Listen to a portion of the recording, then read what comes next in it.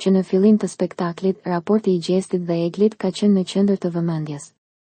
Këngëtari i njohur ka shprehur dëshirën e tij për të rindërtuar romancën me Eglin, por përballë sfidave emocionale, ai ndjehet i pafuqishëm për të vepruar. Gjestit i është dashur të përballet me të kaluarën e tij të dhimbshme, e cila e ka ndikuar thellësisht dhe e ka bërë të vështirë rikthimin në marrëdhënie të ngushta me Eglin. Gjestit i janë dashur fjalë siguruese për të shpjeguar frikën e tij, du me kon bashkë me Eglin, por kam frikë se mos po shkojna në atë gjendje që ishim në fillim, ka thënë ai, duke reflektuar mbi ndjenjat e tij të brendshme dhe luhatjet emocionale që ndodhin kur jemi të përfshirë në marrëdhënie komplekse. Shikuesit kanë pasur mundësinë të ndjekin zhvillimin e marrëdhënies ndërlikuar mes Gjestit dhe Eglit, duke u bërë dëshmitar të emocioneve të forta që shpalosen përpara kamera. Kjo dinamikë e hapur ka bërë që të jenë të pranishëm në diskutime të sinqerta lidhur me dashurinë, besimin dhe pasigurinë.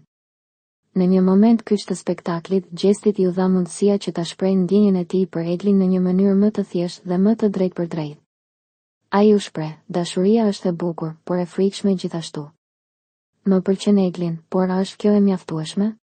Këto fjalë kanë theksuar kompleksitetin e ndjenjave të tij dhe dilemat që ai ndjen përpara një marrëdhënieje të mundshme.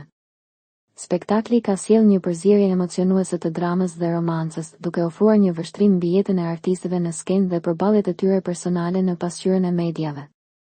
Publiku, duke u ndjerë i përfshirë në ngjarjet e performancës, është bërë një ansambël mbështetës për Gjestin, duke e inkurajuar të ndjekë zemrën e tij.